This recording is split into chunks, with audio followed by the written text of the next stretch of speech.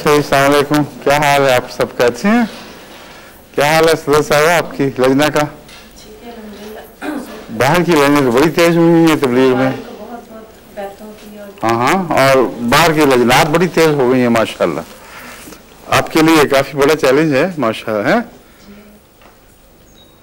मुश्किल है सर, दोस्त को ऐसी तैयारी नजर नहीं आ रही जितनी बाहर की लजनात काम कर रही है ना।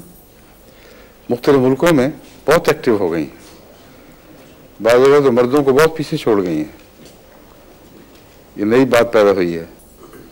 यहाँ खतरा हो जाएगा जी अगर हम ये काम करें तो लड़कों को पीछे छोड़ें। वो जो लजना की वैद की रिपोर्टें देख के मुझे वो अपनी पुरानी ख्वाब याद आ गई जो मैंने जलसा सालाना में पहले लजना में तकरीर के दौरान सुनाई थी कि मैं लजना मावल्ला के उन तीरों में से हूँ जिसे है।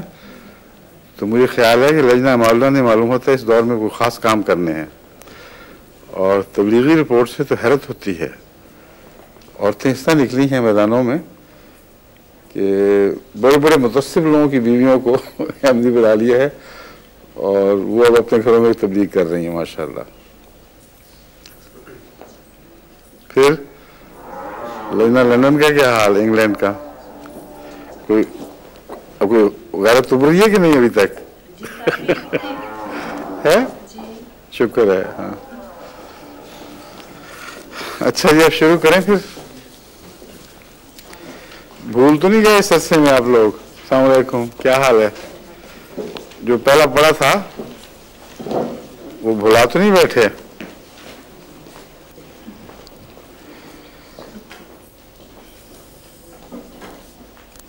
एलेंथुस का मैंने सुनाया था आपको पिछले दफा। हाँ हाँ, इसको दोहरा लेना पहले। एलेंथुस की क्या खास अलामतें हैं? ये काली बरस के लिए जिल्द की जी, काली बरस जो है। हाँ हाँ, पर्पल फीवर्स उसमें बहुत अच्छी है।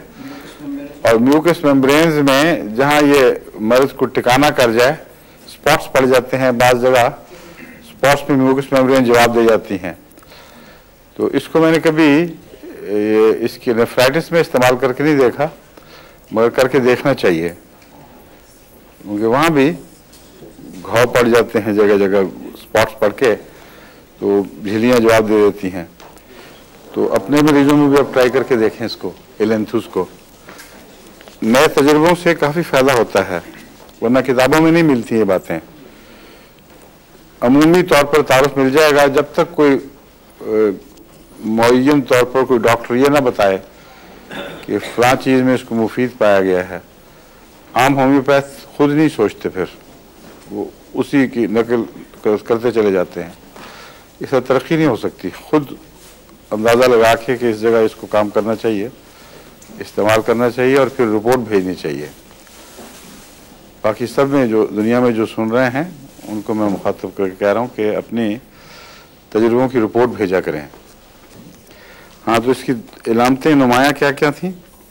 और चेहरे पर हैं, चेहरे पर सही फैल जाती है।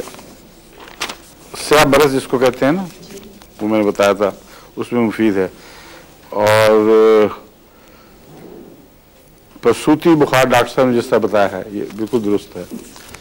प्रसूति का क्या मतलब है, कुछ पता है? बच्चे की पैदाइश के बाद हाँ, रहम में अगर कोई इन्फेक्शन रह जाए तो उसके नतीजे में जो बुखार होते हैं उनको प्रसूति कहते हैं। और रहम की इन्फेक्शंस की जो तकलीफ़ें हैं उनका दिमाग पर असर पड़ता है। इसीलिए मैंने कहा था कि टाइफाइड के भी यही इलामतें हैं। बाज़ और ऐसे इन्फेक्शस ऐसी बीमारियां हैं, इन्फेक्शन वाली या सेप्टिक डिजीज़ कहना चाहिए, उनमें बाज़ का दिमाग पर असर पड़ता है, बाज़ का नहीं। इससे मालूम होता है कि बाज़ जो बैक्टीरिया जहर छोड़ते हैं उनका जहन से ताल्लुक, दिमाग से ताल्लुक है, उन पर असर करते हैं। ये भी उनमें से एक है, एलेंथुस। जी, पायरोजिनम भी, पायरोजिनम है, टाइफाइडिनम है, टाइफाइड से बनाई हुई दवाई, सल्फर है, हाँ प्रसूति बुखारों में, और ये एलेंथुस भी।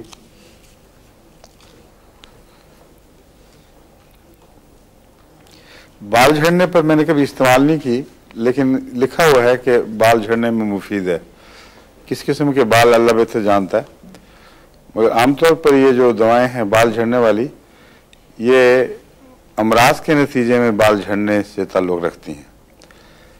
जो गंजापन है फैमिली का या किसी वजह से जल्दी बाल गंजे हो जाएं, उनके मुतालिक अलग रिसर्च होनी चाहिए। वैसे तब्दीली हो सकती है, ये मेरा तजुर्बा है, क्योंकि बाज़ लोग समझते हैं कि जो ख़ानदानी खून के अंदर अमराज चली आ रही हैं या जिनका शायद जीन से ताल्लुक़ हो, वो ठीक नहीं हो सकती। लेकिन मैंने कद बढ़ने के सिलसिले में मसलन तजुर्बा किया है, हैरत अंगेज़ तब्दीलियाँ हुई हैं। ऐसे ख़ानदान जिनके कद मुसलसल माँ बाप दोनों तरफ से छोटे छोटे चले आ रहे थे, उनमें ब्रेक थ्रू हुआ है बड़ा नुमाया, और एक जगह नहीं मुतअद्दिद जगह। बाज़ जगह नाकाम भी होती है, ग़ालिबन इसलिए कि मैं जो रूटीन का नुस्खा देता हूँ, हो सकता है उसके साथ सब ऐसे बौनेपन के ताल्लुक़ ना हों। जो मैं रूटीन में नुस्खा देता हूँ वो लिख लेना चाहिए, क्योंकि लोग मुझसे बहुत पूछते हैं और दफ्तर को भी लिख के भेजना पड़ता है बार बार। तो गंजेपन के ज़िक्र में ना मुझे याद है, बुनियादी खून के अंदर या जेनेटिकल डिजीज़ हों या कंजेनिटल कहना चाहिए, वो भी होती हैं बाज़ दफ़ा, उसमें तब्दीलियाँ हो जाती हैं लफ्ज़ से। एक है बेराटा कार्प 200, बेसिलिनम 200। हाँ, बेराटा कार्प 200 और बेसिलिनम 200 ये मिला के दिया करता हूँ मैं। वैसे बेराटा कार्प की जो बुनियादी इलामत है वो ये है कि उसका बच्चे का दिमाग भी बौना हो, कुछ सिर्फ कद बौना ना हो, उसमें ये नुमाया असर करती है। और आर्टेरियोस्क्लेरोसिस में भी बहुत मुफीद है, क्योंकि दिमाग के बौना होने का शायद इससे भी ताल्लुक़ हो कि खून की शरीयानें सेहतमंद ना हो और बचपन से ही उसकी खून की सप्लाई कमज़ोर हो। बड़ी उम्र में भी इसको मैंने देखा है कि खून की सप्लाई दिमाग में दुरुस्त करने के लिए चोटी की दवा है।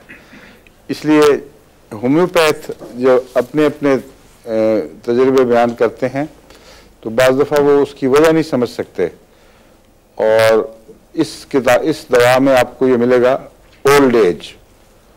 अब ओल्ड एज का क्या मतलब है, उसको यंग तो नहीं कर सकती है, लेकिन बाद होम्योपैथ ने मालूम होता है, देखा है कि दिमाग की कमज़ोरियाँ जो बड़ी उम्र में पैदा हुई हैं, जो असल में आर्टेरियोस्क्लेरोसिस से होती हैं, उनमें इसको मुफीद देखा होगा। तो इस दवा के साथ लिख दिया जाता है बुढ़ापे की दवा, ओल्ड एज की दवा। हालांकि ये बच्चे की भी बेहतरीन दवा है और कामन इलामत वही है कि दिमाग का बौनापन भी और जिस्म का बौनापन भी। इसलिए इसको आमतौर पर मैं 200 में शुरू कराता हूँ। बेसिलिनम इसलिए कि सिली मादे अगर खून में पाए जाएं तो उसमें बेसिलिनम बहुत अच्छी दवा है, और अंदरूनी गहरी बीमारियों में बेसिलिनम को अगर मिला दिया जाए बाद दूसरी दवाओं के साथ तो अमूमी तौर पर अच्छा असर दिखाती है। रोज़मर्रा के लिए सिलीशिया, कैलकेरिया फ्लोर और कालीफॉस 6x में। मेरा ख्याल है कम से कम 30% मरीज तो कम से कम इससे फ़ायदा उठाते हैं। सिलीशिया 6x और कालीफॉस 6x और कैलकेरिया फ्लोर 6x। जिनको फ़ायदा ना हो उनको फिर मैं बाज़ दफ़ा 30 में देता हूँ, बाज़ दफ़ा 200 में इनको बढ़ाना शुरू कर देता हूँ। और इसी तरह ऊपर की दवाएं जो हैं हफ्ते में 1-2 दफ़ा देने वाली, उनको भी ऊंचा करता हूँ। 200 की बजाय 1000 कर दिया, 1000 की बजाय 10,000 कर दिया। उससे गांठ खुल जाती है। छोटे कद वालों के में एक गांठ नज़र आती है अमूमन, यूँ लगता है जैसे गांठ पड़ गई है, वो आगे बढ़ नहीं सकते, और अजीब किस्म का उनके अंदर मुट्ठी से बंद का एहसास पैदा हो जाता है। जब इससे गांठ खुले तो बच्चा एकदम जिस तरह बाहर में शाख निकलती है इस तरह वो ऊपर उभरता हुआ दिखाई देता है और चेहरे से वो इलामतें, बौनेपन की सब गायब हो जाती हैं। लेकिन एक हमारे यहाँ बच्चा, उसका मैं अभी इलाज नहीं कर सका, वो छोटा जो के क्या नाम है उसका, हैं, सलूट मार के दिखाओ, आ जाओ इधर। अब कुछ बड़ा हुआ मेरा ख्याल है, लुक एट हिम, हैं, हुआ है कुछ, हैं, हुआ है, माशाल्लाह, वेल डन, सलूट मारो, बिल्कुल ठीक है। इसमें एक बात है कि छोटा होने के बावजूद उम्र के लिहाज से मासूमियत है चेहरे पे, हैं, बड़ी नुमाया बात है। आमतौर पे छोटे बच्चे पक्के और पीठे हो जाते हैं, उन पे मजबूर जबरदस्ती प्यार करना पड़ता है, वरना नहीं आता। इस पे वैसे ही प्यार आता है माशाल्लाह, है ना। हाँ। और फिर सलूट मार देगा फिर सबको। अब कुछ मालूम होता है खुला कादिस का, वो क्या दे रही है दवाई आप इसको, वही 200 में नुस्खा ऊंचा करके, अच्छा, एक है 30 30 में, गाल ने इसको अभी 30 की थी, हाँ 630। अब ये खुद मुझे आज लगा है फर्क, हाँ माशाल्लाह, अब ऊंचे होने शुरू हो जाओगे। अब्बा मम्मी को यूं करके देखे करना ऊपर से नीचे, ठीक है। चलो अच्छा जी, अब चलते हैं एंटीमोनियम क्रूड। ये भी पढ़ाई थी आपको, एंटीमोनियम क्रूड, जिसको एंटीमनी कहते हैं। ये सुरमा होता है, जो हमारे अक्सर सुरमा जो देसी चलता है ना, उसमें एंटीमोनियम के पाउडर पे वो मिला देते हैं मुख्तलिफ दवाएं, और उससे हर एक का अपना अपना सुरमा बन जाता है, मगर उसका बेस जो है एंटीमनी ही है। एंटीमोनियम क्रूड के साथ आमतौर पर डॉक्टर बाज़ ख़ास बातें इस तरह बांध देते हैं कि इसके तस्वुर के साथ उनको बस वही बात याद रह जाती है, हालांकि काफ़ी गहरी और वसील असर दवा है। सबसे ज़्यादा इस दवा को से के इस्तेफादे के रास्ते में एक डॉक्टरों का जुमला रोग बना हुआ है। वो सबसे ज़्यादा इस पर जोर देते हैं कि खाना ज़्यादा खाने की दवा, और जो हमारे उर्दू डॉक्टर हैं, उर्दू लिखने वाले, वो तो इस चस्के से बयान करते हैं, कहते हैं जितना मर्जी खा जाओ, जो उल्टी होने वाली हो तो एक खुराक इसका खाना, आपका खाना बचा लेगी। तो वह खाना बचाने पे इतना जोर पड़ता है कि होम्योपैथ डॉक्टर सिर्फ इसको इसी के लिए समझते हैं कि एंटीमोनियम का क्रूड का और कोई काम ही नहीं है। हालांकि पाँव के मोकों में खुसूसियत से और सख्त मौक़ों में जो चलने फिरने से माजूर कर देते हैं लोगों को, चोटी की दवा है जी। बरूकाज में भी होगी, मुझे नाम बरूका का तो पता नहीं, लेकिन मरीज जो आते हैं मेरे पास, आते रहे हैं पहले भी, जिनके पाँव के नीचे सख्त से बन जाते हैं, हैं, हाँ चड्डियाँ जैसी। चंडी तो और चीज़ है, वो तो चौड़ी सी फैली हुई होती है, ये कील की तरह चीज़ निकलती है, बरूका, हाँ। और दूसरा मोका, जिसको हम कहते हैं उंगलियों वगैरह के मोके, और नाखून के बिगड़ने से इसका बड़ा ताल्लुक है। और नाखून जब बिगड़ते हैं तो ज़रूर जिस्म में कोई गहरी कमज़ोरी होती है, इसलिए मैं इसे डिपेक्टिंग समझता हूँ। बुढ़ापे में भी नाखूनों की शक्ल बिगड़ जाती है, जिसका मतलब है कि पूरा जिस्म में खून सही दौर नहीं कर रहा जी। लकीरें पढ़ना कोई ख़ास इलामत है, जो ज़रूरी नहीं कि गहरी बीमारी की इलामत हो, किसी दवाई से ठीक हो जाती हैं खुद ब खुद। मेरी लकीरें पड़ी थी, अब कोई लकीर नहीं रही, बिल्कुल साफ़ हो गए हैं। 3-4 लकीरें पड़ी थी और पता नहीं मैंने क्या खाया, मुझे याद भी नहीं, लेकिन बिल्कुल शफाफ हो गए हैं, साफ। ये नाखूनों की दवा भी बेहतरीन है, बेराइटाकाब। और अगर ज़्यादा गहरे मर्ज ना, एंटीमोनियम क्रूड, अगर ज़्यादा गहरा मर्ज हो नाखूनों का, तो उसमें उंगली पिचकती है और नाखून फिड्डा सा हो के साथ बैठ जाता है और बिल्कुल बेजान हो जाता है।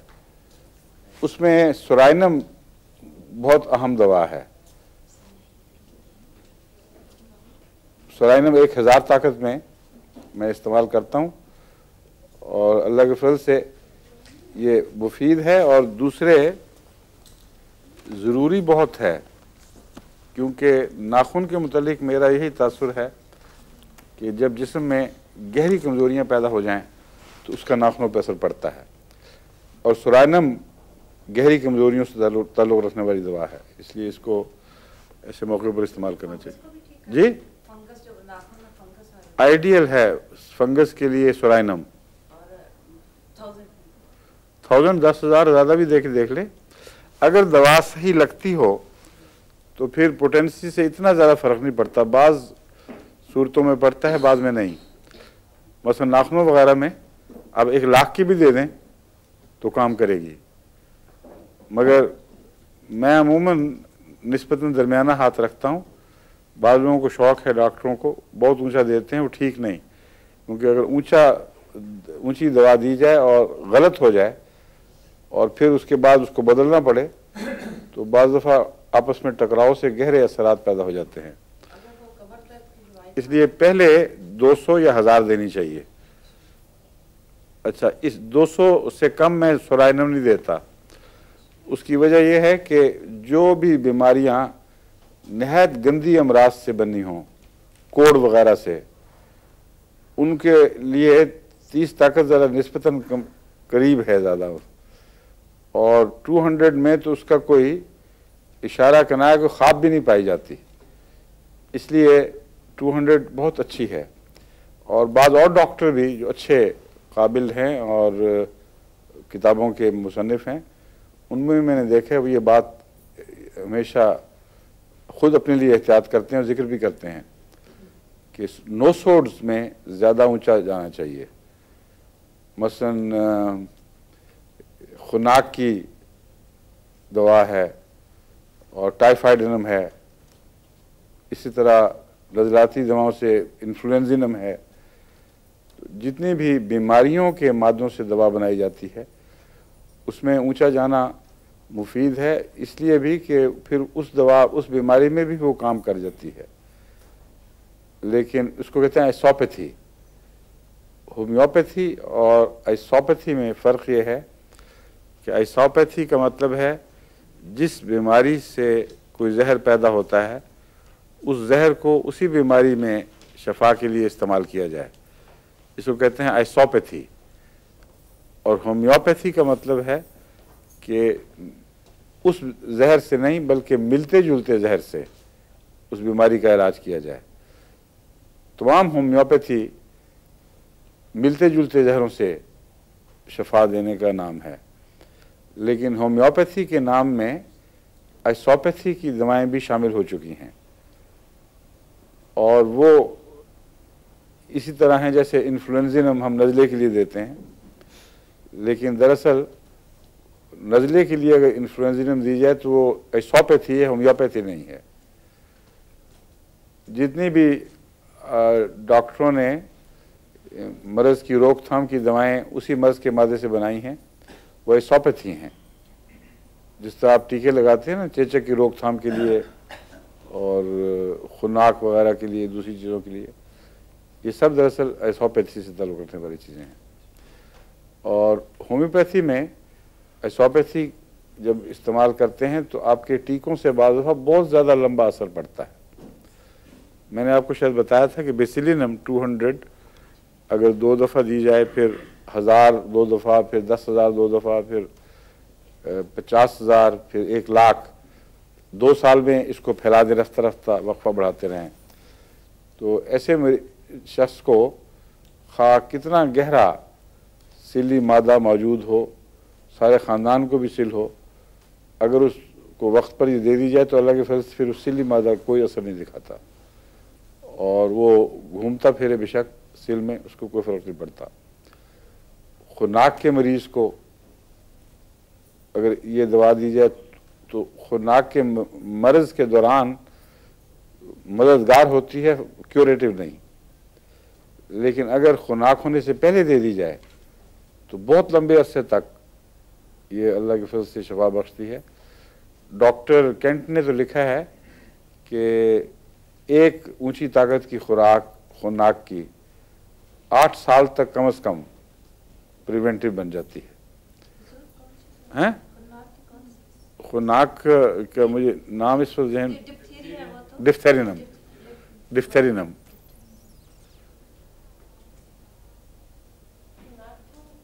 जी, खुनाक बड़ी खबीस चीज़ है।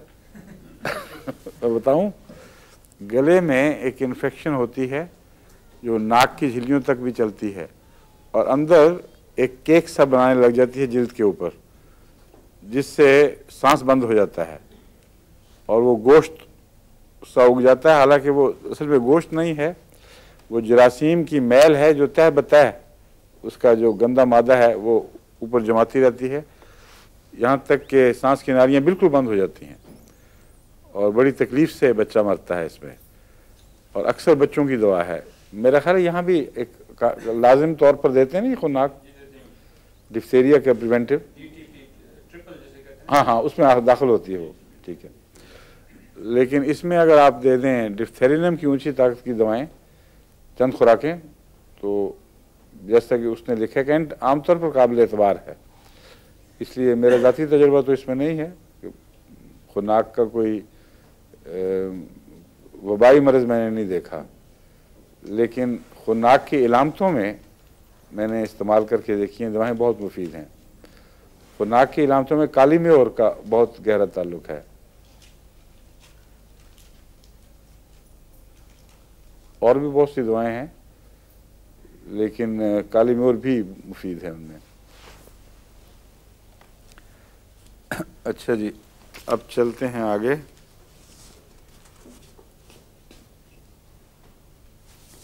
मैंने एंटीमोनियम क्रूड के मुतालिक बताया था ना, इसकी ज़ुबान की इलामत भी बहुत मशहूर है, थिक वाइट लेयर, यानी सफ़ेद, बिल्कुल सफ़ेद मोटी तह जम जाती है। जिस तरह फफूंदी बढ़ जाए ना, उस तरह ये ऊपर लग जाती है,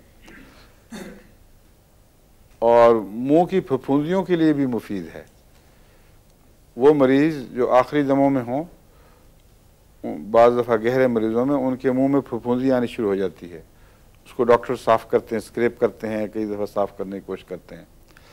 ये एंटीमोनियम क्रूड उसमें मुफीद है।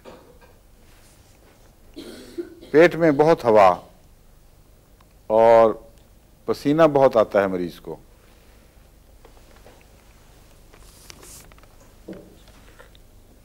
मोकों का मैंने बता दिया है, सख्त मोके और बहुत तकलीफ दे होते हैं। ज़्यादातर जिस्म के निचले हिस्से पर इसके मोके हैं, लेकिन लाजमी शर्त नहीं कि नीचे ही हों, ऊपर वाले मौकों में भी अगर इलामतें मिलती हों तो मुफीद हैं। पाँव के और उंगलियों के ऊपर जो टेढ़े मेढ़े से मौके निकलते हैं ना, वो उसमें मुख्तलिफ मुंह नहीं बने होते, एक ही मौका है जिसके अंदर खुरदरापन पाया जाता है। ये इसका एंटीमोनियम का क्रूड की ख़ास इलामत है। अगर मौकों में शाखें निकली हों और फट रहा हो मौका, जैसे कटा फटा कैंसर का ज़ख़म होता है, ऐसी सूरत में बेहतरीन चीज़ नाइट्रिक एसिड है। नाइट्रिक एसिड के मौके अपने अंदर एक ख़ास वायलेंस, एक बागियाना रूसी रखते हैं। उनको लगता है जैसे ये ख़तरनाक चीज़ है, कई मुंह बनाए हुए फटे कटे फटे, उसमें वो बेहतरीन है। कैंसर के ज़ख्मों में एक और चीज़ बहुत ही मुफीद है, जिसके मुतल्लिक अब एलोपैथिक डॉक्टर्स ने भी अपने जर्नल्स में कई दफ़ा इजहार किया है, वो है शहद। सिर्फ शहद ज़ख्म पर लगाया जाए तो बेहतरीन फ़ायदा देने वाली चीज़ है। एक डॉक्टर का मैंने पढ़ा था, ये मुझे शहद के मौजू पर किताबें पढ़ने में मालूम हुआ, वो कि होम्योपैथी किताब में नहीं लिखा होगा, उसमें शहद के मौजू पर एक रशिया में बड़ी तहकीक हुई है और इंग्लिस्तान में भी हो रही है।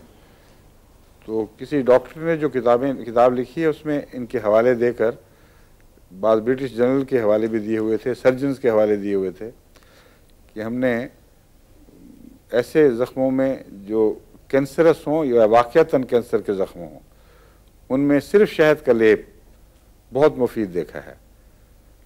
और खालिस शहद होना चाहिए, जिसमें वो ना हो, जमा हुआ ना हो, क्योंकि जमा हुआ शहद को लगाने में ख़ुद ज़ख्म के अंदर एक बगावत पैदा होती है। लिक्विड शहद हो, वो लगा दिया जाए, इससे पानी निकलता है बहुत, और थोड़ी देर में ही वो ज़ख्म जो है वो लगता है कि निकाल दिया शहद को। लेकिन उससे घबराने की ज़रूरत नहीं, फिर कुछ 2-3 दफ़ा दिन में लगा दिया जाए तो ठीक है। वो आँखों के ज़ख्म या आँखों की बीमारियाँ जिनमें आम दवाएं फ़ायदा ना दे रही हों, उनमें शहद की सिलाई बहुत मुफीद है। तेज़ी पाई जाए, आँखों में सुर्खी हो। मंसूर एजाज, आपकी नवासे को भी आजकल आँख की तकलीफ है, हैं? क्या दवा दे रही हैं आप? उसमें कोई नहीं तो आपको होम्योपैथिक पढ़ के गवा दी सारी। आंखों के मुतालिक कई बातें बताई थी मैंने आपको, हैं? ये बड़ी मुसीबत है। कहती है मैं क्या कहूँ, मेरे घर मुझ पे कोई यकीन ही नहीं करता घर में। मेरा भी यही हाल था, फिक्र न करें, ठीक हो जाएगा। शुरू कर दें आप ज़बरदस्ती, चोरी करके भी, छुप के भी लगाएं उनको। उनके लिए एक तो यूफ्रीजिया देखने वाली चीज़ है, दूसरे एल्यूमिनियम, और आँख की बहुत सारी दवाएं हैं। कॉस्टिकम भी बहुत अच्छी होती है आँख में जी। हाँ, लिलियम टिक भी है, अच्छी है। और इसके अलावा मेरा ख्याल है कि शहद की सिलाई, वो भी बताया था आपको मैंने। हाँ,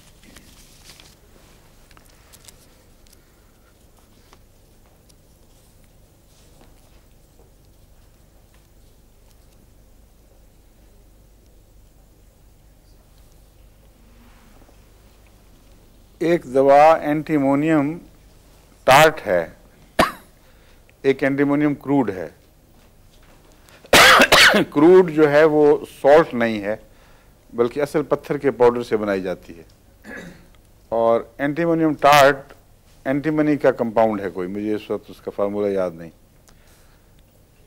ये टार्ट दमे के लिए उस वक्त मुफीद होती है जब दमा अपने आखिरी दमों पर हो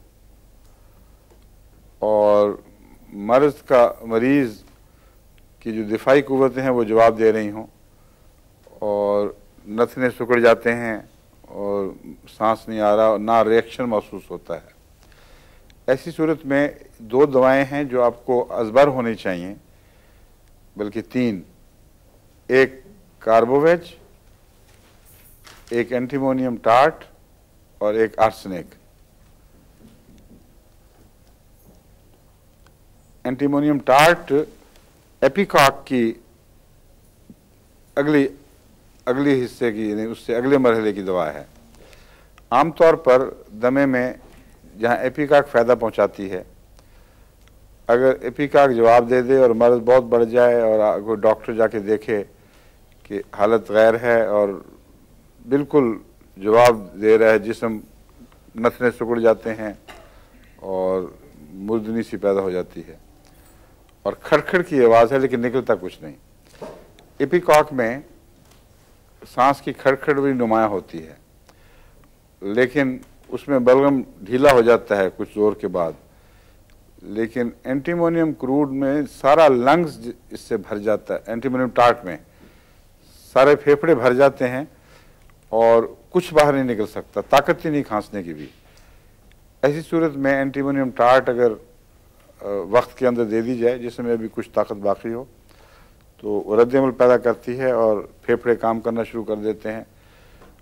उस वक्त बज़ाहिर वो समझते हैं बाज़ लवाहिकीन कि डॉक्टर ने भी ख़राब कर दिया, बड़ी ख़तरनाक दवाई दे दी, अच्छा भला खामोश था, वो तो शोर पड़ गया घर में, खांसी शुरू हो गई। हालांकि ये मौत से बचाने वाली दवाओं में शुमार होती है और इसका रद्द-ए-अमल ही इस बात की इलामत है कि इंशाल्लाह मरीज़ सेहतयाब हो जाएगा या उसने फ़ायदा उठाया है किसी हद तक।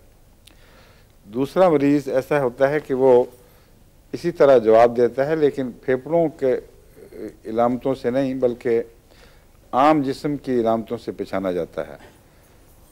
उसमें ठंडे पसीने आ जाते हैं, सारा जिस्म ठंडा हो रहा है और ठंडे पसीने जो मौत के करीब के ठंडे पसीने होते हैं उससे तरबतर होता है और उस वक्त कार्बोवेज इंतहाई ज़रूरी है। कार्बोवेज तो चोटी की दवा है, आपके जितनी भी दिल की को एकदम बूस्ट करने की दवाएं हैं कोरामिन टाइप की, उससे कई गुना ज़्यादा ताकतवर। ऐसे वक्त पे जबकि मरीज़ किसी किस्म का भी मरीज़, दवा ज़रूरी नहीं, बिल्कुल जवाब दे दे, बाज़ दफ़ा ठंडा भी हो जाए, सांस बंद भी हो जाए तो कार्बोवेज का एक कतरा मुंह में चला जाए तो सांस दोबारा आना शुरू हो जाता है और माथे से गर्मी शुरू होती है। ये आपने हैसे के लिए भी फरमाया? हाँ, हर मर्ज़ में, मैं इसीलिए मैं कह रहा हूँ हर मर्ज़ में। हमारे नसीम शाह मरहूम, इनको जब पहले दिल का दौरा पड़ा, मेरा पा के भाई, तो मेरा पा के घर थे ये मुझे नौकर दौड़ी दौड़ी आई कि बस मियाँ नसीम को कुछ हो गया। वहाँ गया तो बिल्कुल जवाब था, उस वक्त ना सांस था ना नब्ज़ नज़र आ रही थी, माथे पे ठंडा पसीना था और मैं एहतियातन अपना डब्बा साथ लेके दौड़ा था जिसमें दवाइयाँ होती हैं। कार्बोवेज मैंने नसीम के मुंह में डाल दी और थोड़ी देर देखते देखते जब मैंने हाथ लगाया तो माथा गर्म हो रहा था। मैंने मेरा पका आप फिक्र नहीं, इंशाल्लाह। इसकी पहली इलामत यही होती है कि ठंडे जिस्म को गर्मी में तब्दील करता है और माथे पर हाथ रख के देखें तो सर्दी, जो बड़ी सख्त सर्दी होती है माथे में, कार्बोवेज के केस में यूँ लगता है जैसे बर्फ़ में डाला गया है, तो उससे वो पसीना निकलता है और उड़ता है, उस ठंड पैदा कर रहा होता है और जिस्म में अंदर खून एनर्जी पैदा नहीं कर रहा होता, इसलिए ठंड होती चली जाती है। तो अल्लाह के फजल से ठीक हो गया। फिर मैंने, जब तक वो डॉक्टर साहब आए उससे पहले पहले नॉर्मल ब्रीदिंग हो गई थी और इन्फेक्शन का जो बड़ा सख्त इन्फेक्शन थी वो कोरोनरी थ्रोम्बोसिस था, तो उसके बावजूद आर्निका और बयानियाँ फिर मैंने दी हैं बार बार। तो अल्लाह के फजल से वो डॉक्टर जब आए तो उनका संभल चुका है। फिर बहुत लंबा अरसा फिर जिंदा रहा है, बड़े अच्छे खिदमत के काम किए, खिदमतें की, एयरपोर्ट पर जो भी बाहर से आता था उसकी मदद को पहुंच जाता था। PIA में मुलाजिम थे ना नसीम। तो मैं बता रहा हूँ कार्बोवेज किसी ख़ास मर्ज़ के नाम के लिए नहीं बल्कि बाज़ इलामतों के नाम पर है और वो नुमाया इलामत जिस्म का ठंडा हो जाना और दिफाई ताकतों का जवाब दे देना, यहाँ तक कि सांस और नब्ज़ भी अगर अभी रुके ही हों और दिमाग ना मरा हो तो कार्बोवेज बहुत मुफीद है।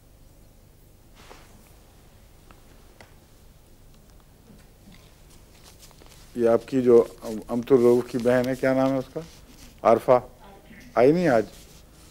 आरफा को भी जब जवाब दे गई थी तो पहले कार्बोवेज ही दिलवाई थी, उसके बाद फिर कॉस्टिकम वगैरह दिया था जिससे फिर पेशाब जारी हो गया था, वरना खून पहले तो बिल्कुल पता लगा अस्पताल में कि जवाब दे, डॉक्टर कहते हैं बस अब कुछ नहीं हो सकता। तो मैंने उनको दौड़ाया, मैंने कहा आप पहले कार्बोवेज डालें 2-3 खुराकें, फिर उससे होश आ गया, आहिस्ता आहिस्ता सांस जारी हो गया नॉर्मल ठीक ठाक। फिर उनका पेशाब बंद था बिल्कुल। जब मैंने दवा दी कॉस्टिकम, जो शौक से पेशाब बंद होता है और आम तौर पर बच्चों की पैदाइश के बाद अगर किसी औरत का पेशाब बंद हो तो बेहतरीन दवा है, ये चोटी की दवा है, इसे कभी नहीं भूलना चाहिए क्योंकि बहुत ज़रूरत पड़ती है, बहुत फ़ायदा देती है अल्लाह के फजल से। तो कॉस्टिकम मैंने कहा दें, तो पहले तो बड़ी घबराहट की इतला मिली कि खून आ रहा है पेशाब की बजाय। मैंने कहा शुक्र करें आ रहा है, ये तो साफ़ हो जाएगा, ये जमा हुआ इकट्ठा हुआ वो खून है, जो निकलेगा तो ठीक होगा। एक ही दिन के अंदर शाम तक वो पिंक सर हो गया, पेशाब शुरू हो गया, उसके बाद दूसरे दिन ठीक ठाक बिल्कुल। तो ये दवाएं जो इमरजेंसी की हैं ख़ास तौर पर, वो तो जहन पर इस तरह नक्श होने चाहिए कि अजबर हों बिल्कुल। तो एंटीमोनियम टार्ट भी दमे की इंतहाई बिगड़ी हुई हालत में काम आती है। एक तीसरी दवा है आर्सेनिक। आर्सेनिक में अगर सांस बिल्कुल छोटा हो और खुश्की हो जिस्म में भी, और शदीद बेचैनी की इलामतें, सर इधर उधर मार रहा है मरीज़ और बाज़ दफ़ा हिल भी नहीं सकता, तो नब्ज़ भी छोटी हो चुकी होती है, बारीक और छोटी सांस भी, तो ऐसी सूरत में आर्सेनिक खुदा के फजल से काफ़ी अच्छा असर दिखाता है। ये तीनों दवाएं वो हैं जब एक दफ़ा बीमारी को पलटा दें तो फ़ौरन उसके बाद दूसरी दवा की तलाश ज़रूरी है, क्योंकि ये हंगामी ज़रूरत की दवाएं हैं। बाज़ सूरतों में गहरा असर दिखाने वाली भी हैं, लेकिन इनका अपना एक मर्ज़ है। जब हर मर्ज़ में काम आए वो हंगामी ज़रूरत की होती हैं, हर मर्ज़ के क्राइसिस पर काम आने वाली हैं। लेकिन असल मर्ज़ की अगर आपने तलाश ना की तो दोबारा फिर ये हुआ तो फिर ये दवा भी या थोड़ा देगी या फ़ायदा देगी नहीं। इसलिए इसके फ़ौरन बाद असल मर्ज़ की तरफ तवज्जो और उसके लिए सही दवा की तलाश ज़रूरी है। लंग्स के फेलियर्स में मसलन सल्फ़र 200 और लाइकोपोडियम 200 ये बहुत अच्छी दवाएं हैं, और ये वो वक्ती असर वाली दवाएं नहीं हैं, ये मुस्तक़िल असर दिखाने वाली हैं और गहरे असरात वाली। ऐसा मरीज़ जो बिल्कुल मौत के किनारे पहुंचा हुआ, डॉक्टरों ने जवाब दिया हुआ, उसका ये लटक गया था जबड़ा भी, और आमतौर पर डॉक्टरों ने लटके हुए जबड़ों के साथ म्यूरेटिक एसिड को बांध दिया है। इसलिए लोग ये समझते हैं कि म्यूरेटिक एसिड जब भी जबड़ा लटक जाए मरीज़ का, यानी इतनी ताकत ना हो मसल्स में कि संभाल सके, तो म्यूरेटिक एसिड काम आता है। म्यूरेटिक एसिड से बहुत ज़्यादा असर करने वाली दवा कार्बोवेज है, और ये चूँकि मौत के कुर्ब की हालत है, उसमें कार्बोवेज से बेहतर कोई दवा नहीं है। ऐसे एक मरीज़ को मैंने दी और थोड़ी देर के बाद नर्सें डॉक्टर दोबारा वापस आ गए, होश आ गई। फिर उसके बाद जो जहन पर असर था, जो इस अरसे में खून की कमी की वजह से जहन के हिस्से या माऊफ हुए हैं या कुछ बात होती है, तो जब वो दोबारा खून जारी होता है तो पागलपन की इलामतें आ जाती हैं और जोश और जुनून की कैफियत होती है। उसमें सल्फ़र बेहतरीन है, बहुत गहरे असर वाली दवा है। लंग्स में भी चोटी की दवा है, और लाइकोपोडियम भी ख़ास उसकी इलामतों में जब आएगी बारी फिर मैं तफसील से सुनाऊंगा। मगर ये इमरजेंसी की दवाएं हैं, आपको याद रखनी चाहिए, और इमरजेंसी के फ़ौरन बाद फिर मुस्तकिल दवा की तलाश ज़रूरी है।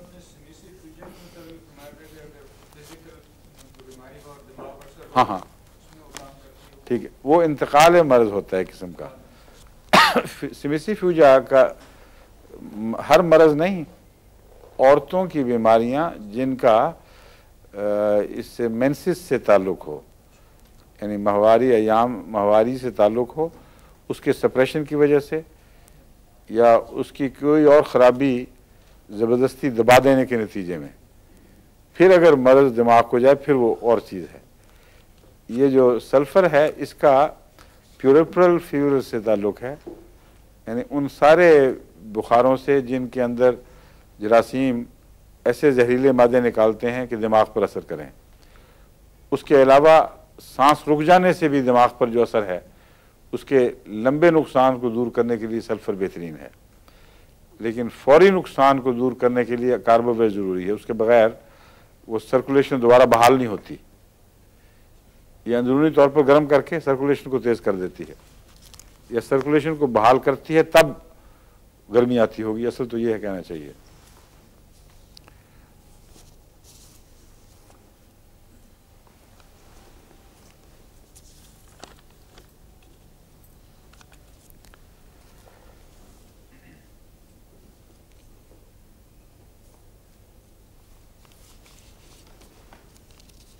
मैंने कुछ हाँ रखी हुई चीज़ दवाएं जो नई हैं, मैं ढूंढ रहा था कहाँ गई। एंटीमोनियम टार्ट बता रहा था मैं आपको, इसका मिजाज भी समझना चाहिए। इसके मिजाज में गुस्सा और बदतमीजी भी पाई जाती है। आमतौर पर एंटीमोनियम जिसको ज़रूरत पड़ती है, अगर उसका मिजाज गुस्सीला हो और बदतमीजी वाला हो, जिसको लगता है बदअखलाक बच्चा है या बदअखलाक औरत है, तो उसमें यही उसकी मुस्तकिल दवा भी बन जाती है। वक्ती नहीं बल्कि मुस्तकिल भी, क्योंकि इसका मिजाज मिलता है। फिर बस मिजाज के साथ अगर दवा को आप मिलाएं तो वो आर्जी दवाई नहीं कहलाएगी, वही दवा जो आर्जी तौर पर भी काम आएगी, मुस्तकिल भी काम आएगी। और इसकी बात दूसरी अलामतें ये हैं कि गम के असरात इतने नहीं जितने इसमें दो तीन मिजाज हैं जो खून के साथ ताल्लुक़ रखने वाले बाज़ मादों से। एक गाउटी मिजाज है, और बेचारे गाउटी में है कुछ बदमिजाज भी हो जाते होंगे हर वक्त की। हाँ, लेकिन हर गाउट में बदमिजाजी नहीं लिखी होती, बाज़ में है, इसमें है बदमिजाजी। गाउट से मुराद सिर्फ छोटी उंगलियों का दर्द नहीं, जो टेक्निकली डॉक्टरी लिहाज से तो गाउट उंगलियों और पोरों के दर्दों के लिए जहाँ वहाँ बैठते हैं ना जब मादे, उसको गाउट कहते हैं। और बड़े जोड़ों के लिए और असाब के लिए उसको रूमेटिज्म कहते हैं। लेकिन यहाँ जब गाउटी मिजाज कहा जाए होम्योपैथिक में, तो उससे मुराद ये सब चीज़ें शामिल हैं उसमें। यानी ऐसे मादे जिस्म में हों जो एलर्जी के नतीजे में हों, या वैसे तेज़ाबी मादे हों जिनसे जोड़ों की दर्दें हों, उसमें ये चीज़ मुफीद है। इसमें नमदार जगह से तकलीफ बढ़ती है। आमतौर पर जो अलामतें हैं डॉक्टर बताते हैं कि आप जाएंगे तो मरीज़ को इस हालत में देखेंगे, उसमें एक ये अलामत होगी कि नथने कांप रहे हैं यूं करके। अब ऐसी हालत में जबकि सांस जवाब दे रहा हो और कमज़ोरी हो तो नथने कांपते ही हैं। लेकिन सिर्फ एक इस अलामत इसमें नहीं है, लाइकोपोडियम में भी जब हालत ज़्यादा बिगड़ी हुई हो तो उसमें भी नथने कांपने की अलामत नज़र आती है। और भी कई दवाओं में होगी। ये भी एक अमूमी कैफियत है जो कई किस्म की दवाओं से ताल्लुक़ रख सकती है। बुनियादी तौर पर नथने उस वक्त कांपते हैं जबकि लंग्स में तकलीफ़ हो और सांस जवाब दे रहा हो, उस वक्त जो फड़फड़ाते हैं नथने, उसमें ये चीज़ें मुफीद हैं। एंटीमोनियम टार्ट भी उसमें मुफीद है। एंटीमोनियम टार्ट में दांतों की अलामतें भी बहुत सी पाई जाती हैं। इसलिए वो मरीज़ जिनके मसूड़े जवाब दे रहे हों और रोज़मर्रा दांतों की तकलीफ़ हो, उनमें एंटीमोनियम टार्ट इस्तेमाल करके देखनी चाहिए। इसके मुतालिक कोई तमीज़ करने वाली अलामत मेरे इल्म में नहीं है, ना इस्तेमाल में कभी ऐसी महसूस हुई है। बाज़ दफ़ा दांतों के अमराज की तशख़ीस तमीज़ के तौर पर बहुत मुश्किल होती है। उसके लिए मैं तो अब तक यही करता रहा हूँ कि आम तौर पर जो मसूड़ों को ताकत देने वाली दवाएं हैं या ख़ास दवाएं जिनका दांतों से गहरा ताल्लुक़ है, उनको कभी इत्तफ़ाक़न एक के बाद दूसरी इस्तेमाल कर लिया। कभी बाज़ दवाओं में नुमायाँ अपनी ज़ाती अलामत पाई जाती है।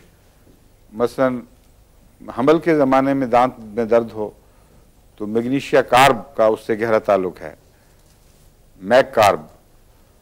और अगर स्याही ज़्यादा हो दांतों में तो क्रियोजोट की तरफ जाता है दिमाग। जो कीड़े लगते हैं ना बच्चों के, काले दांत हो जाते हैं, अगर जड़ों से गलने शुरू हो जाएं तो स्टेफिसेग्रिया या मरकरी की बाज़ दवाएं, मरकरी सॉल्ट्स में से बाज़ मुफीद हो सकते हैं।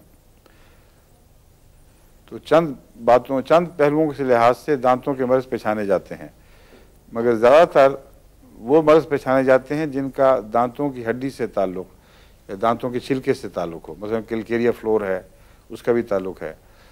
अब तक मेरे इल्म में मसूड़ों की मुमताज़ करने वाली इलामतें कोई नहीं आई। जिनके मसूड़े जवाब दें उनमें गहरी दवाइयाँ काम आएंगी। मसलन कार्बोवेज है और एंटीमोनियम टार्ट है। इसी तरह मसूड़ों की अमराज में जो एमोनियम कार्ब है वो भी मसूड़ों के लिए मुफीद हो सकती है। तो इस पर भी अगर कोई अहमदी होम्योपैथ सुन रहे हों, उनको तजर्बे में कोई बातें आई हों जो यकीनी हों। यकीनी से मुराद ये है कि बहुत सारे हमारे होम्योपैथ खुशफहम बहुत होते हैं। कोई दवाई दे दी तो फ़ायदा हुआ तो मशहूर कर दिया, बस कमाल तीर बहदफ नुस्खा हाथ आ गया है, और वो तीर बहदफ उनके हाथ से लगता है, किसी और के हाथ से नहीं लगता। लंबे तजर्बे करने चाहिए। एक मरीज़ को देखा, उसकी इलामतों को नोट किया, फिर दूसरे को, फिर तीसरे को। जब ये यकीन हो जाए कि ये दवा हर हाथ में मुफीद होगी तब बताना चाहिए। और बेहतर ये है कि उसका रिकॉर्ड रखा जाए कि कितने मरीज़ों में ये तजर्बा करके देखा गया है और फ़ायदा हुआ है। मेरे पास तो रिकॉर्ड रखने का वक्त तो नहीं होता था, लेकिन मैं ज़हनी तौर पर एक तखमीना लगा लिया करता था परसेंटेज का। इसलिए मैं समझता हूँ वो दवा जो 30% या ज़ायद में काम देती है, जबकि बहुत इलामतों की छानबीन की ज़रूरत पेश ना आए, वो यकीनन एक फ़ायदेमंद दुआ समझनी चाहिए और इस लायक है कि उसे ज़हन में मुस्ताज़र रखा जाए, वक्त के ऊपर उसको इस्तेमाल किया जाए। पाँव मुतवर्रम की इलामत इसमें लिखी होती है। इस पर मेरा कोई तजर्बा नहीं है, मगर मुमकिन है कि इसका दिल पर असर हो। एंटीमोनियम टार्ट का, क्योंकि मेरे तजर्बे में 3 चीज़ें ऐसी हैं जिनसे पाँव मुतवर्रम हुआ करते हैं। एक है गुर्दे की बीमारी, एक है जिगर की ख़राबी और एक दिल की। ये 3 बुनियादी आज़ा हैं जिनका पाँव के मुतवर्रम होने से ताल्लुक़ है। गुर्दे की बीमारी में अमूमन चेहरा ज़रूर मुतवर्रम होता है और जिगर की बीमारियों में भी चेहरे पर वर्म होता है, पाँव पर भी होता है, लेकिन जो गुर्दे की बीमारी है उसका ताल्लुक़ आँख से ज़्यादा है और आँख के निचला हिस्सा जो है इससे ज़्यादा है, और ऊपर का हिस्सा भी मुतवर्रम होता है। बाज़ों को तो वैसे ही भारी होती है आँख, लेकिन जिनकी भारी ना भी हो उनके भी यहाँ से लटक जाते हैं। कुछ तो उम्र के साथ वैसे ही लटकाव होता है, लेकिन उसके बावजूद गुर्दे का इस लटकाव से बहुत गहरा ताल्लुक़ है। इसलिए हो सकता है उम्र के साथ गुर्दों पर असर पड़ता हो और उसके नतीजे में यहाँ से ये जो नरम हिस्सा है यहाँ का आँख के नीचे ये लटक जाता हो। मगर 3 ऐसी दवाएं हैं जिन्हें गुर्दे की बीमारियों में इस्तेमाल करना चाहिए, जबकि आँख पर उनकी इलामतें ज़ाहिर हों, यानी उससे वो पहचानी जाएंगी। एक है फास्फोरस, उसमें पूरी आँख मुतवर्रम होती है मुकम्मल, और ऊपर या निचले हिस्से की तमीज़ अलग अलग नहीं होती। एक है एपिस मेलिफिका, शहद की मक्खी का कांटे का जो असर है उसका जहर, उसके जहर से ये दवाई बनाएगी, एपिस मेलिफिका। इसमें निचला हिस्सा आँख का लटक जाता है और बाज़ दफ़ा तो पहचाना जाता है कि कौन सा गुर्दा मुतासिर है। जो गुर्दा मुतासिर हो उस तरफ का बहुत ज़्यादा नुमाया तौर पर लटकता है, और अगर सिर्फ आँख का ऊपरला हिस्सा मुतवर्रम हो तो उसमें काली कार्ब बहुत अच्छी दवा है। तो मुतफर्रक बीमारियों के ज़हूर की जगह जो हैं, उनकी इलामतों के ज़हूर की जगह वो अंदर की बीमारियों की जड़ों की तरफ खबर दे देती हैं। इसलिए बारीक नज़र से ये देखने से हर रोज़ की जो रोज़मर्रा की तशख़ीस के झगड़े हैं वो बहुत तय हो जाते हैं। और ये ज़रूरी नहीं रहता कि किसी को भेजा जाए कि बहुत महंगे महंगे वो कीमियाई तज़किये कराए या बरक़ियाती तज़किये कराए। उस पर तो मरीज़ों के इतने खर्च हो जाते हैं बेचारों के कि बाज़ दफ़ा वही उनके लिए अजर का पैगाम है कि जब वो टेस्टों से फ़ारिग होंगे उस वक्त कुछ बचेगा तो इलाज कराएंगे ना, कुछ रहता ही नहीं बाकी। और उसका ज़्यादा टेस्टों का नुकसान ये हो गया है कि टेस्टों के ऊपर इन्हिसार करने से डॉक्टरों के दिमाग कुंद हो जाते हैं। उनको जो पहले होशियारी से अपनी बेदार मगज़ी के साथ मरीज़ों की पहचान की आदत हुआ करती थी, जो क्लासिकल डॉक्टरों को हुआ करती थी, वो अब इन लोगों में नहीं रहती। हमारे हुक्मा भी चूँकि ज़्यादातर इलामतों पर जाते थे और बारीक ज़राए जो मॉडर्न ज़राए हैं वो उनको मुहैया नहीं थे, इसलिए बाज़ दफ़ा वो बहुत उम्दा पहचानते थे मर्ज़ को। एक जगह की एक सांप के मुतल्लिक आता है कि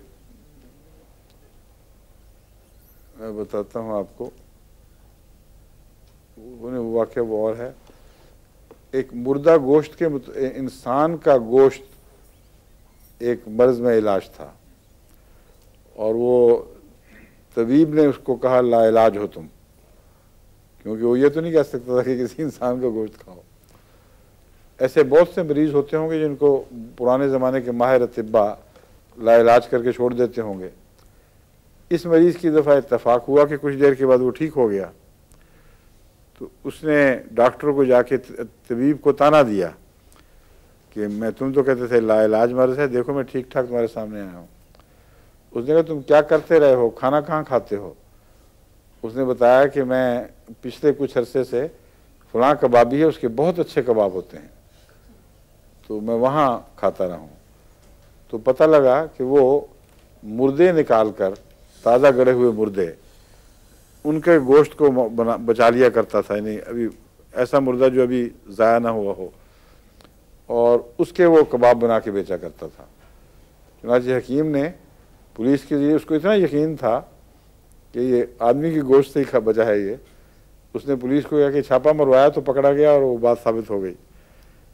तो पुराने ज़माने में इतनी बारीक नज़र से अतिब्बा देखते थे, और उनकी मजबूरी थी, हालात जो नहीं थे।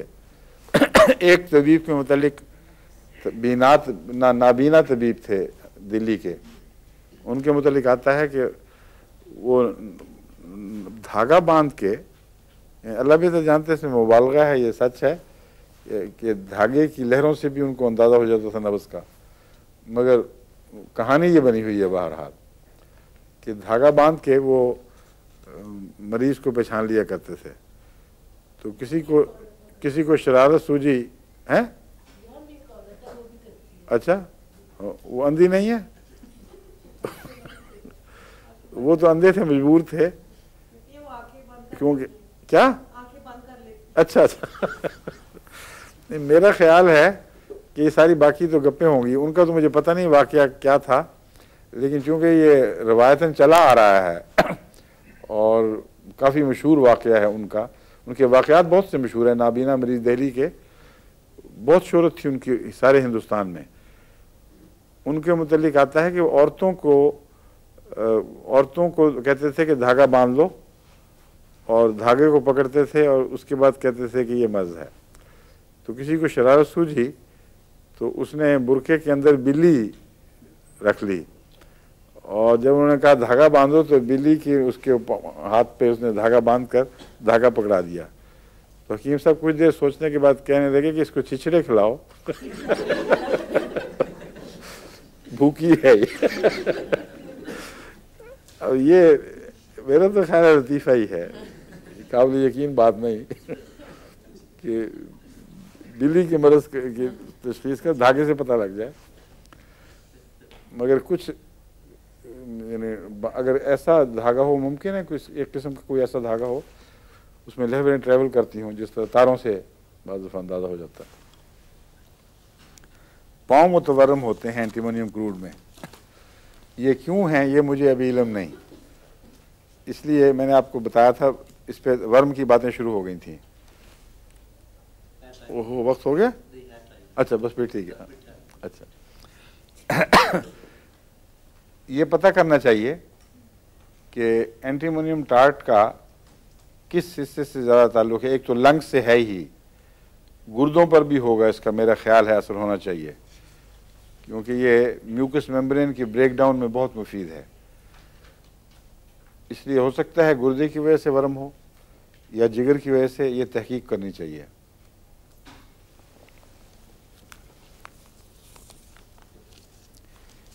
एपिस मेलिफिका, इसका जिक्र पहले गुजर चुका है। एपिस शहद की मक्खी के जहर से बनाई जाती है। शहद की मक्खी के जहर में भी खुदा ताला ने शिफा रखी है और शहद में भी शिफा रखी है। इन दो बातों में फ़र्क यह है कि शहद की शिफा मुस्बित असर दिखाती है, यानी मुस्बित इन मानों में कि उसके अंदर जो भी मादे मौजूद हैं उनके रद्द अमल के तौर पर नहीं, बज़ाहिर यही इल्म है हमारा, कि बल्कि उनके अंदर शफा के मादे मौजूद हैं जो बराह रास्त असर दिखाते हैं। उनके बाज़ ऐसे हिस्से जहर जो कंसंट्रेट करते हैं वो इसके डंग की तरफ आ जाते हैं। तो मालूम होता है जिस शहद की मक्खी के अंदर ये दो तरफों की तफरीक हो रही होती है खुद ब खुद। लुआब की तरफ खुदा ताला शिफा के हिस्से भेज देता है और उनको छानने के बाद जो गंद बचता है वो डंग की तरफ मुंतकिल हो जाता है। तो एक तरफ जहर है और एक तरफ शिफा है, लेकिन शिफा के मादों का जहर के मादों से एक ताल्लुक ज़रूर है, उसका बरक्स असर दिखाते हैं ना।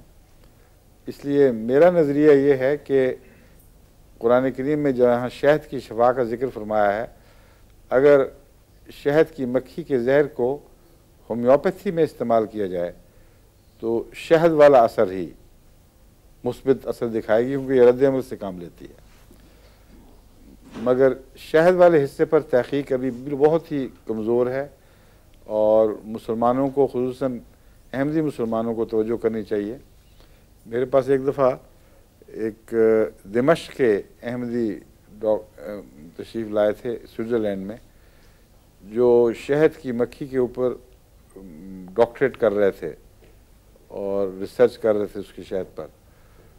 उनको मैंने कहा था कि आप खुसूसियत से इस पहलू से इस पर गौर करें। उनका एक दफ़ा मुझे ख़त आया बाद में कि वो मैंने शुरू किया है तजर्बा, लेकिन फिर उसके बाद राब्ता कट गया। तो अहमदी डॉक्टरों को शहद पर भी गौर करना चाहिए। पहले मैं ये हिस्सा बयान करूँगा कि बाकी मर्ज़ का वक्त नहीं होगा, इसलिए मैं इतना हिस्सा आज मैं बयान कर देता हूँ। मैंने एक दफ़ा वक्फ़ जदीद के दौरान जब मैं वहाँ काम किया करता था तो बाज़ शहद के छत्ते तोड़ने के माहिरीन और शायकीन से ये कहा था कि मुझे मुख्तलिफ़ मौसमों के, मुख्तलिफ़ फूलों के, मुख्तलिफ़ वक्तों के शहद नमूनतन थोड़े थोड़े दो, और उन सब में मैंने रंग में फ़र्क देखा और शहदों में रंगों में बहुत ही फ़र्क है, बहुत वसी स्पेक्ट्रम है इसका। इसलिए मुझे इसका ख्याल आया कि कुरान करीम में फरमाता है कि मुख्तलिफ़ुन अलवानुहु फ़ीहि शिफ़ाउल लिन्नास, कि शहदों के रंग मुख्तलिफ़ हैं। अब फूलों के भी रंग मुख्तलिफ़ हैं, बेशुमार इंसानों के भी। खसूसियत से जहाँ रंग मुख्तलिफ़ होने का जिक्र अल्लाह फरमाता है, मसलन इंसानों के जिक्र में भी, तो उसमें कोई हिकमत, गहरी हिकमत पेश नज़र होती है, वरना तो रंग हर चीज़ का दूसरे से मुख्तलिफ होता है। इसलिए शहद की शफा के पहले ये फरमाना कि मुख्तलिफ़ुन अलवानुहु, उसके रंग मुख्तलिफ़ हैं, फ़ीहि शिफ़ाउल लिन्नास, इसमें हिंट दिया गया है कि अगर रंगों के लिहाज से तुम शहद की तकसीम करोगे तो मुख्तलिफ़ अमराज के साथ बाज़ रंगों का ज़रूर ताल्लुक़ होगा।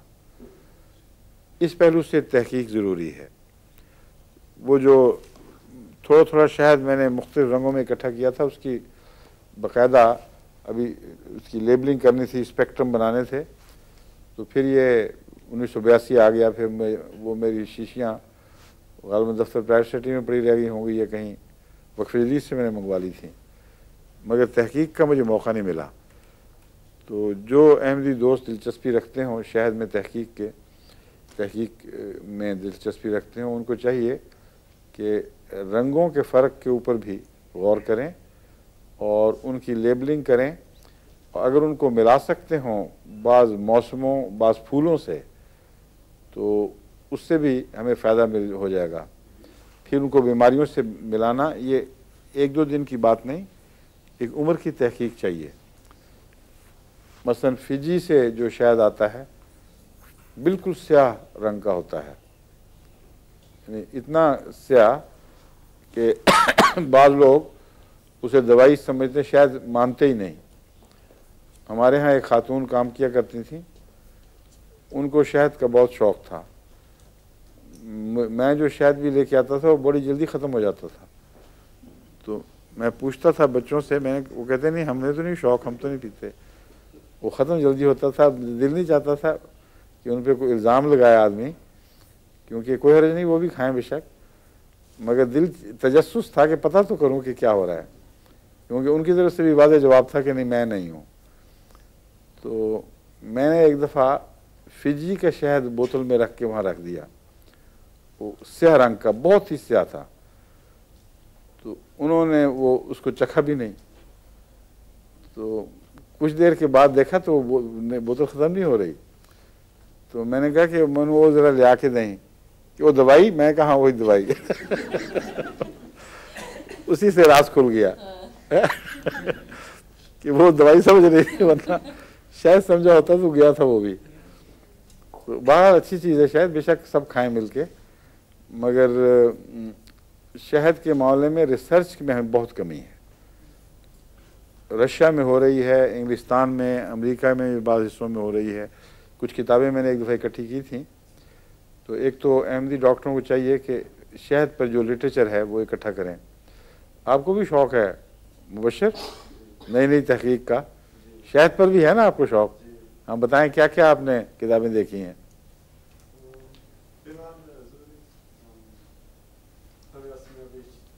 क्या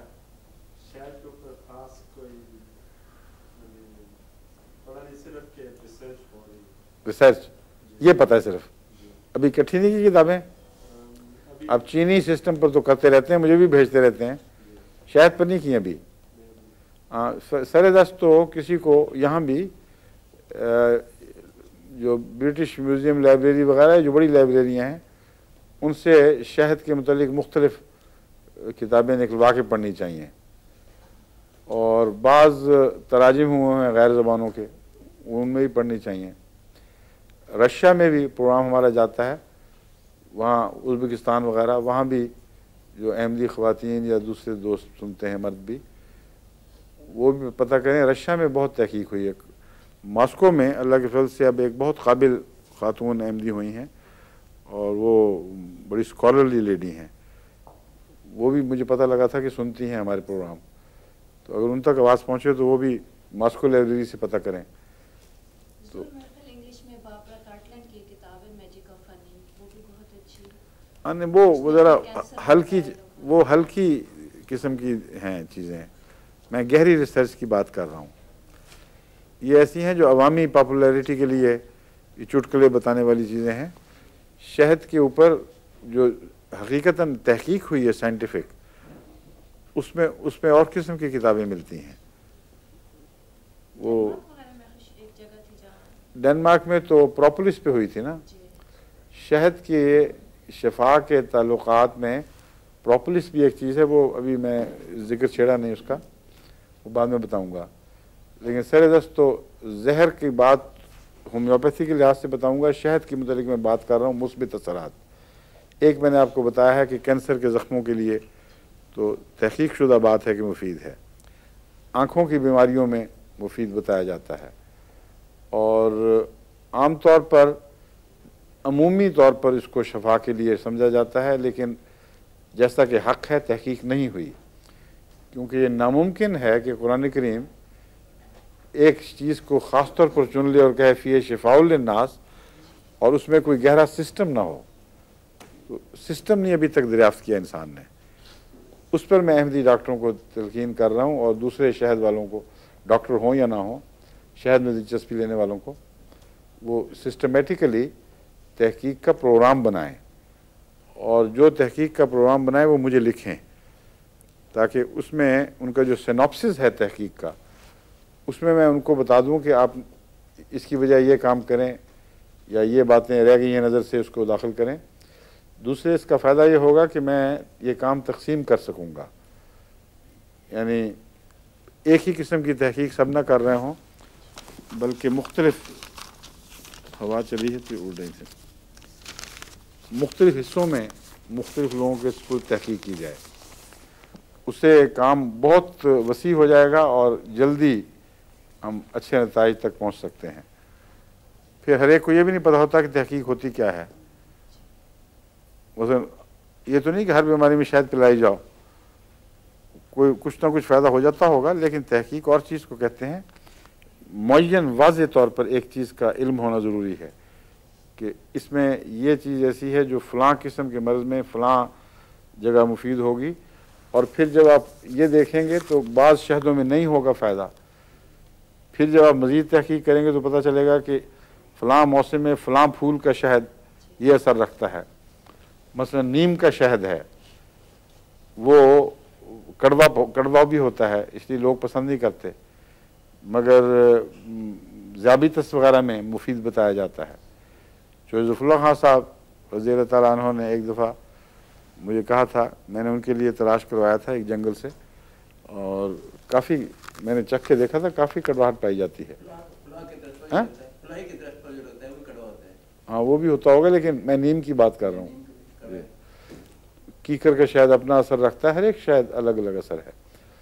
तो एक तो फूलों का पता लग जाए और फिर मौसमों का शहद देखा जाए। मौसमों और फूलों का ताल्लुक़ है असल में, वो दरअसल एक ही बात के दो नाम हैं। मुख्तलिफ इलाक़ों का शहर, क्योंकि एक ही फूल हर इलाक़े में एक ही असर नहीं रखता, बल्कि बाज़ मुकामी असरात उसके अंदर दाखिल हो जाते हैं। फिर उनको रंगों से मिलाना, और फिर बीमारियों में ये मुअय्यन कि फ़लाँ चीज़ का शहद फ़लाँ बीमारी में मुफीद है, ये अगर पता लग जाए तो फिर इसको कहते हैं एक तहकीक। फिर एक नई किस्म का हमें फार्माकोपिया तैयार हो जाएगा और मटीरियल मेडिका इंशाल्लाह समय बनेगा। ठीक है जी। अच्छा, अब कहते हैं 1 मिनट रह गया, मैं एपिस के मुतालिक तो गुफ्तगू अभी नहीं कर सकता, तो खुलासतन ये पूछ लेता हूँ आपसे, आपको एलेंथुस याद है? एलेंथुस क्या बताया था?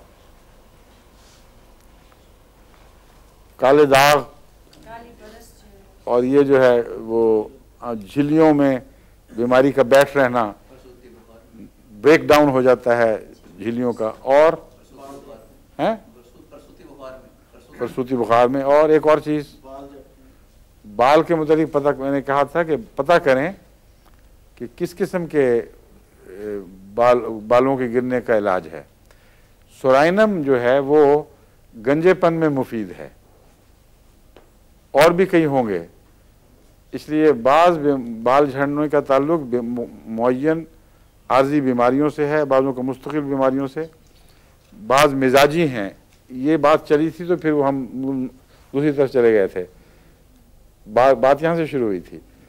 तो बाल झड़ने का मर्ज़ भी बड़ा ख़तरनाक है, और अगर किसी को बाल झड़ने के इलाज मालूम हो जाएं, होम्योपैथिक हो या कोई, तो आजकल की दुनिया में तो वो यूँ लगे जैसे उसको तेल दरियाफ्त हो गया है, इतना लोग पैसे दें इसके हैं। इसलिए अहमदी डॉक्टरों को इस लिहाज से भी करना चाहिए ताकि आमद हो तो चंदे बढ़ें। अस्सलाम वालेकुम रहमतुल्लाह।